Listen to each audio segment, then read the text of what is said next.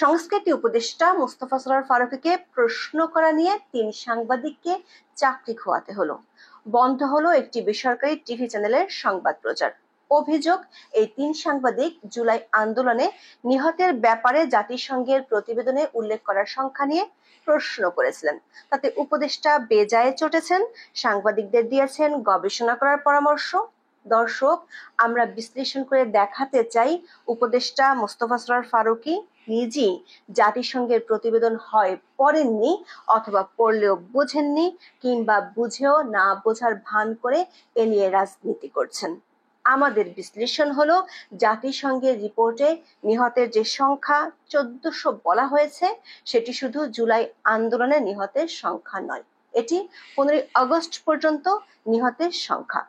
জাতিসংঘের এই সংখ্যাকে যদি জুলাই আন্দোলনে নিহতের সংখ্যা হিসেবে জনাব ফারুকী স্বীকার করে নেন, তাহলে আন্দোলনের সময় নিহত আওয়ামী লীগের নেতাকর্মী, পুলিশ ও আইন শৃঙ্খলা বাহিনীর সদস্যরাও জুলাই শহীদের মর্যাদা তিনি দিয়ে দিচ্ছেন। তার মানে সরকারকে এসব হত্যাকাণ্ডের বিচার করতে হবে। আরো ভয়ঙ্কর তথ্য হলো, জাতিসংঘ নিজেই তাদের রিপোর্টে বলছে এই নিহতের সংখ্যাটি প্রমাণিত নয়, বরং অনুমিত। কারণ নিজস্ব তদন্ত নয়, শুধু সরকারি ও বেসরকারি নানা সূত্র থেকে প্রাপ্ত তথ্যের ভিত্তিতে নিহতের সংখ্যা সম্পর্কে অনুমান করা হয়েছে। যে কারণে জাতিসংঘ তাদের প্রতিবেদনই বলছে, প্রতিবেদনটি ফৌজদারি অপরাধ প্রমাণের জন্য আদালতে উপস্থাপন করা যাবে না।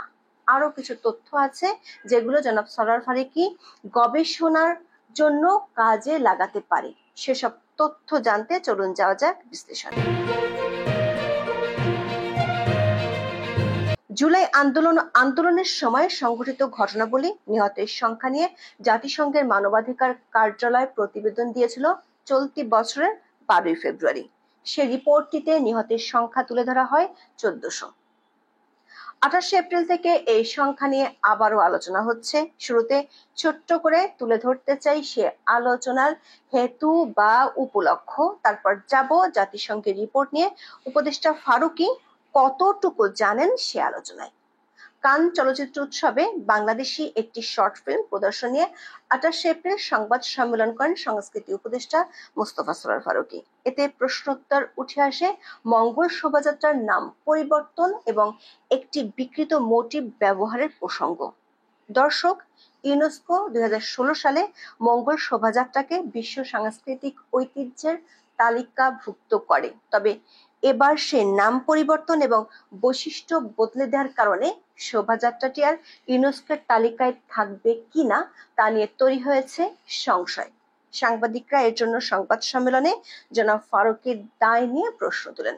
জনাব ফারুকী এ দায় ঢাকা বিশ্ববিদ্যালয় ও চারুকলার উপর চাপান। এতে পাল্টা প্রশ্নের মুখে পড়েন উপদেষ্টা Farooki.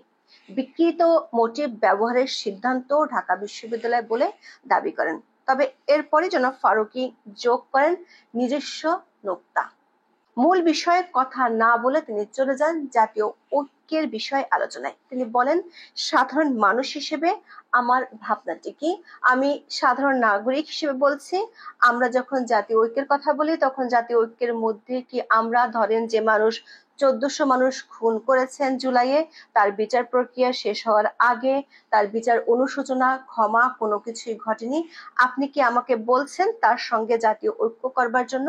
I think this is absurd. এমন বক্তব্যের পর ৩ জন সাংবাদিক জুলাই আন্দোলনে নিহতদের সংখ্যা নির্ধারণ ও বিচারের আগেই সরকার উপদেষ্টা হিসেবে কাউকে অপরাধী সাব্যস্ত করা নিয়ে প্রশ্ন তোলেন। জুলাই আন্দোলনে ১৪০০ জন নিহতের বিষয়টি নিয়েও প্রশ্ন করা হয়, আর এতে চটে যান সংস্কৃতি উপদেষ্টা। তিনি জানান, ১৪০০ জন নিহতের হিসাবটি জাতিসংঘের। সাংবাদিকদের উদ্দেশ্যে উপদেষ্টা বলেন, ভাই, do some research. I am talking about UN report. Please do your own research check. এরপরই বিষয়টি নিয়ে শুরু হয় সামাজিক মাধ্যমে আলোচনা। ৩ সাংবাদিকের বিরুদ্ধে রাত থেকেই ক্যাম্পেইন শুরু হয়। তাদের ছবি ফেসবুকে ছড়িয়ে দিয়ে আখ্যায়িত করা হয় ফ্যাসিস্টের দালাল হিসেবে। ২৪ ঘন্টার মধ্যে ব্যবস্থা নেওয়ার দাবি জানিয়ে দীপ্ত টিভি, এটিএন বাংলা ও চ্যানেল আই অভিমুখে মার্চের ঘোষণা আসে। পরদিন দুপুরে এটিএন বাংলা তাদের এক বিশেষ প্রতিনিধিকে চাকরিচ্যুত করে।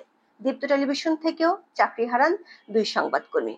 এর পাশাপাশি স্কল দিয়ে সংবাদ প্রচার বন্ধের কথা জানায় দীপ্ত টেলিভিশন। চ্যানেল আইও জানিয়েছে তারা তাদের একজন সংবাদকর্মীকে বরখাস্ত করেছে। দর্শক, যে জাতিসংঘের প্রতিবেদন এবং প্রতিবেদনে উল্লেখ করা 1400 নিহতের সংখ্যা নিয়ে এত বিতর্ক হচ্ছে, সেই প্রতিবেদনটি উপদেষ্টা ফারুকী পড়েননি। কেন বলছি এমন কথা? বলছি কারণ এই রিপোর্টটি তিনি পড়লে জুলাই আন্দোলনের নিহতের সংখ্যা যে 1400 সে কথা তিনি বলতেনই না। বললে একটি অন্যরকম বিপদ সরকারের ঘাড়ের উপর চাপবে। এই যে প্রেস লিস্টটি দেখছেন, এটি জাতিসংঘের কার্যালয় থেকে দেওয়া হয়েছিল প্রতিবেদনটি প্রকাশের দিন 12 ফেব্রুয়ারি। সেখানে স্পষ্ট বলা আছে, বিভিন্ন নির্ভরযোগ্য সূত্র থেকে প্রাপ্ত মৃত্যুর তথ্যের ভিত্তিতে প্রতিবেদনে অনুমান করা হয়েছে যে 1 জুলাই থেকে 15 আগস্টের মধ্যে 1400 জনেরও বেশি মানুষকে হত্যা করা হয়ে থাকতে পারে এবং হাজার হাজার মানুষ আহত হয়েছেন এবং এদের অধিকাংশই বাংলাদেশের নিরাপত্তা বাহিনী সমূহের দ্বারা গুলিবিদ্ধ হয়েছেন। দর্শক, এখানে দুটো জিনিস খেয়াল করে দেখুন। প্রথমত বলছে প্রতিবেদনে অনুমান করা হয়েছে, এর অর্থ হলো 1400 যে নিহত হয়েছিল তা জাতিসংঘের প্রতিবেদনে নিশ্চয়তা দেওয়া হয়নি। তার চেয়ে গুরুত্বপূর্ণ পয়েন্টটি হলো এই সংখ্যাটা 1 জুলাই থেকে 15 আগস্ট পর্যন্ত, অর্থাৎ শুধু জুলাই আন্দোলন বা 5 আগস্ট পর্যন্ত নয়। আরো ভয়ঙ্কর তথ্য আছে। জাতিসংঘের প্রতিবেদনে বলা হয়েছে এই 1400 নিহতের মধ্যে জুলাই আন্দোলন চলাকালে ও শেখ হাসিনা সরকারের পতনের পর নিহত আওয়ামী লীগ নেতাকর্মী, পুলিশ ও আইন শৃঙ্খলা বাহিনীর সদস্য আছে। জাতিসংঘের প্রতিবেদনের 54 পৃষ্ঠার 222 নম্বর পয়েন্টে আওয়ামী লীগের নেতা কর্মীদের নিহতের সংখ্যা তুলে ধরা হয়েছে। সেখানে বলা হয়েছে 1 জুলাই থেকে 15 আগস্টের মধ্যে আওয়ামী লীগের 144 জন নেতাকর্মী নিহত হয়েছিলেন। এদের মধ্যে 3 আগস্ট থেকে 5 আগস্ট পর্যন্ত অর্থাৎ জুলাই আন্দোলনের সময় মারা গেছেন 126 জন। 6 থেকে 18 আগস্ট পর্যন্ত মারা গেছেন 18 জন। দর্শক, খেয়াল করে দেখুন, জাতিসংঘ তাদের প্রতিবেদনে বলছে এই সংখ্যাটি তারা ভেরিফাই করতে পারেনি, কিন্তু সংখ্যাটি যুক্ত করে দিয়েছে। প্রতিবেদনের 223 নম্বর পয়েন্টে আইন শৃঙ্খলা বাহিনীর সদস্যদের নিহতের সংখ্যা তুলে ধরা হয়েছে, যেখানে বলা আছে 1 জুলাই থেকে 15 আগস্ট পর্যন্ত পুলিশের 44 জন, বিজিবি, র্যাব ও আনসারের 8 জন সদস্য নিহত হয়েছে। দর্শকে 52 জন আইন শৃঙ্খলা বাহিনীর সদস্যকেও 1400 জনের মধ্যে যুক্ত করেছে জাতিসংঘের তদন্ত দল। প্রশ্ন হলো, উপদেষ্টা ফারুকী কিংবা তার সরকারের লোকজন এই 1400 সংখ্যাটিকে জুলাই আন্দোলনের নিহতের সংখ্যা বলে প্রচার করছেন। তাহলে কি আওয়ামী লীগ নেতা কর্মী ও আইন শৃঙ্খলা বাহিনীর সদস্য যারা কমপক্ষে 5 আগস্টের আগে মারা গেছেন তারাও জুলাইয়ের শহীদ হিসেবে বিবেচিত হবেন? তাদের হত্যাকাণ্ডের বিচারও কি সরকার করবে? যতদূর জানা গেছে এসব হত্যাকাণ্ড নিয়ে টুর শব্দটি করাও পাপ। তাহলে এই 1400 নিহতের সংখ্যার যোগফল সরকার কিভাবে দেখাবেন, নাকি শুধু প্রচারই করে যাবেন? এমনকি জাতিসংঘের প্রতিবেদনে 5 আগস্টের পর যেসব সংখ্যালঘু নির্যাতন হয়েছে তাদেরও কথা বলা আছে। বিষয়টি আরো পরিষ্কার হওয়ার জন্য চলুন দেখে আসি জুলাই আন্দোলনে নিহতের সংখ্যা নিয়ে সরকারি সংস্থাগুলোর হিসেব কি বলছে। আমাদের অনুসন্ধান বলছে খোদ সরকারই তাদের নথিপত্রে উল্লেখ করেছে এর চেয়ে ঢের ঢের কম সংখ্যা। খোদ প্রধান উপদেষ্টার ফেসবুক পেজে গত 16 জানুয়ারি সরকারের গেজেটের তথ্য প্রকাশ করে জানানো হয়, জুলাই গণ অভ্যুত্থানে শহীদের সংখ্যা 834 জন। মুক্তিযুদ্ধ মন্ত্রণালয় থেকে এই গেজেট প্রকাশ করা হয়। এখনো পর্যন্ত সবচেয়ে বিশ্বাসযোগ্য সরকারি হিসেব হলো এটি। জনাব ফারুকী কি এই তালিকা দেখেছেন?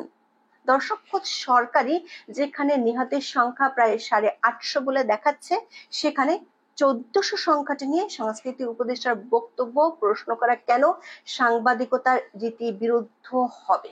এবার দেখে আসি নিহতের সংখ্যা সম্পর্কে কি তথ্য দিচ্ছে জুলাই স্মৃতি ফাউন্ডেশন। মুক্তিযুদ্ধ মন্ত্রণালয়ের মতো তাদের ওয়েবসাইটে একেবারে সুনির্দিষ্ট করে তথ্য নেই, কিন্তু বলা আছে নিহতের সংখ্যা 820+। অর্থাৎ জুলাই আন্দোলন নিয়ে নিবিড়ভাবে কাজ করা এই প্রতিষ্ঠানটিও নিহতের সংখ্যা 1400 বলছে না। প্রশ্ন হলো, এ কারণে কি তাদের বিরুদ্ধে মার্চ করার ঘোষণা দেবে? দর্শক, আবার ফিরে যাই জাতিসংঘ রিপোর্টে। মোট 114 পৃষ্ঠার প্রতিবেদনের প্রতিটি অংশ আমরা খুঁটিয়ে খুঁটিয়ে পড়েছি, সংস্কৃতি উপদেষ্টার ভাষায় রিসার্চ করেছি। এতে মোট 3 বার আমরা 1400 সংখ্যাটির উল্লেখ পেয়েছি। এর মধ্যে একদম শুরুতে নির্বাহী সারসংক্ষেপের মধ্যে একবার এবং 10 নম্বর পৃষ্ঠায় 2 বার সংখ্যাটি পাওয়া যায়। মজার বিষয় হলো, সরকার বিভিন্ন সময় জাতিসংঘ প্রতিবেদনের ভিত্তিতে 1400 নিহতের দাবি করলেও জাতিসংঘ তাদের প্রতিবেদনে আবার পরিষ্কার বলেছে এই সংখ্যাটি তারা পেয়েছে সরকারি ও বেসরকারিভাবে সরবরাহ করা তথ্যের ভিত্তিতে। জাতিসংঘ নিজস্ব কোনো প্রমাণ সংগ্রহের ভিত্তিতে এই সংখ্যা নির্ধারণ করেনি। আবার প্রতিবেদনে স্পষ্ট বলা আছে 1400 সংখ্যাটি সুনির্দিষ্টও নয়, এটি তাদের একটি অনুমান মাত্র। প্রতিবেদনের নির্বাহী সারসংক্ষেপে বলা হয়, সরকারি ও বেসরকারি উৎস থেকে সংগৃহীত মৃত্যুর তথ্য এবং অন্য প্রাপ্ত প্রমাণের ভিত্তিতে মনে করা হচ্ছে বিক্ষোভ চলাকালীন প্রায় 1400 মানুষ নিহত হতে পারেন। আবার সবার মৃত্যুর দায় তখনকার সরকারের, সেটিও বলা হয়নি প্রতিবেদনে। দর্শক, জাতিসংঘের প্রতিবেদনে নিহতদের তথ্য সংগ্রহের উৎসের বিস্তারিত বর্ণনা রয়েছে 10 থেকে 11 পৃষ্ঠায়। সেখানে স্পষ্ট সরকারের সরবরাহ করা তথ্যের উপরই প্রধানত নির্ভর করেছেন অনুসন্ধানকারীরা। তবে জানুয়ারির শেষ দিকে রিপোর্ট চূড়ান্ত সময়ে সরকার 841 জনের চেয়ে বেশি মানুষ নিহত হওয়ার তথ্য জানাতে পারেনি। জাতিসংঘ প্রতিবেদনের 56 নম্বর পয়েন্টে বলা হয়, এই রিপোর্ট চূড়ান্ত করার সময় স্বাস্থ্য মন্ত্রণালয় বিক্ষোভ সংশ্লিষ্ট 841টি মৃত্যুর তথ্য রেকর্ড করেছিল। তবে এই তথ্য সম্ভবত পূর্ণাঙ্গ নয়, এর ধারণা প্রকাশ করা হয় ওই প্রতিবেদনে। জাতিসংঘের প্রতিবেদন ঘেটে আমরা দেখেছি এনএসআই এর কাছ থেকে 314 জনের একটি তালিকা পায়, যার উল্লেখ রয়েছে 57 নম্বর পয়েন্টে।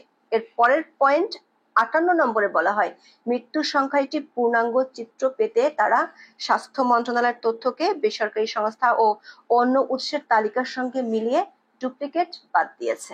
এরপর বিশ্লেষণে দেখা যায় 1 জুলাই থেকে 15 আগস্ট সময় পর্যন্ত প্রায় 1400 জন মারা যেতে পারে। দর্শক, এখানে খেয়াল করে দেখুন, জাতিসংঘ কখনোই বলেনি 1400 জন প্রাণ হারিয়েছেন। তাদের অনুমান সংখ্যাটি প্রায় 1400 হতে পারে।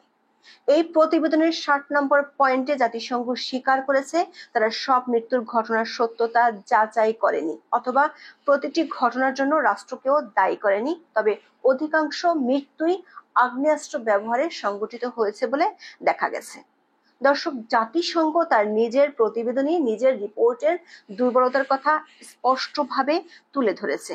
রিপোর্টটির 15 নম্বর পয়েন্টে বলা হয়েছে, কোনো ফৌজদারি আদালতে অপরাধ প্রমাণের জন্য বা কোনো ব্যক্তিকে দোষী সাব্যস্ত করার জন্য যে ধরনের প্রমাণ বা তদন্তের স্ট্যান্ডার্ড দরকার, এই রিপোর্টটির মান তার চেয়ে কম। মূলত জাতিসংঘের তদন্ত টিম 8টি মামলাকে প্রতীকী হিসেবে ধরে নিয়ে 1 জুলাই থেকে 15 আগস্ট পর্যন্ত অপরাধের ধরনগুলো ব্যাখ্যা করার চেষ্টা করেছে। জাতিসংঘ বেশ কয়েকবার তাদের রিপোর্টে বলেছে হত্যাকাণ্ডের সংখ্যা নিয়ে তারা নিশ্চিত নয়। তাদের রিপোর্টের মূল বিষয় ছিল বৃহত্তর নিদর্শনগুলো চিত্রিত করে রাজনৈতিক নেতৃত্ব এবং আইন শৃঙ্খলা বাহিনীর ঊর্ধ্বতন কর্মকর্তাদের জড়িত অপারেশনাল পরিকল্পনা, আদেশ এবং নির্দেশকে তুলে ধরা। দর্শক, আমাদের প্রশ্ন, সংস্কৃতি উপদেষ্টা নিজেকে প্রতিবেদন রিসার্চ করেছেন, নয়তো কেন এই বিষয় নিয়ে প্রশ্ন করায় তিনি এবং তার সরকারের সমর্থকেরা সংবাদ মাধ্যমের কণ্ঠ রোধ করায় নতুন করে ঝাঁপিয়ে পড়লেন? তারা যে রিপোর্টের উদ্ধৃতি দিয়ে সাংবাদিকদের উপর হুঙ্কার ছাড়ছেন, সেই রিপোর্টই তো তার হত্যার সব দায় রাষ্ট্রকে দেওয়া হয়নি। এমনকি 1400 জন যে প্রাণ হারিয়েছেন সেটাই নিশ্চিত করা হয়নি। খোদ সরকারের নথিতেও এমন কোনো প্রমাণ নেই। তাহলে একটি ধারণা কি অন্য সবার মতোই মেনে নিতে হবে সাংবাদিকদের প্রকৃত সত্য জানানোর চেষ্টা করলেই নেমে আসবে শাস্তির খড়গ? হীরক রাজার দেশের মতো রাজার আজ্ঞা মেনে সবাইকে গান গাইতে হবে একই সুরে। আজ এ পর্যন্ত। সবাই ভালো থাকুন, সুস্থ থাকুন, নিরাপদে থাকুন। দেখা হবে আগামী পর্বে।